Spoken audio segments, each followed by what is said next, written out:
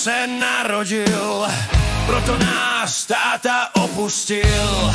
Když jednou jsem marodil, měl přinést léky, místo toho v hospodě s kamarády pil.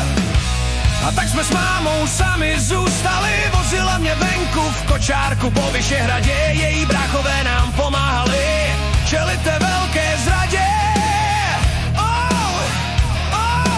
Když mi byly 4 roky, oči se mi úplně pokazily.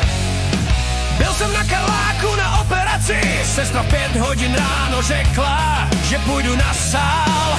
A já jako malý jsem se hrozně bál. Pak neuspávali, na obličej mi gumovou masku dali, byla sladká a zároveň tak hnusná. Taková narkoza byla v skutku nevkusná.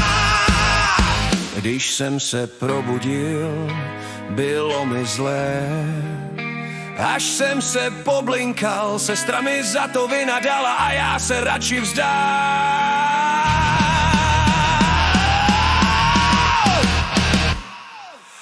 Od té doby jsem nosil brýle silné, čočky mi totiž vzaly, bylo těžké vysvětlovat lidem názory mylné, že nejsem hloupý, jenže vidím špatně, když se mi za to smáli.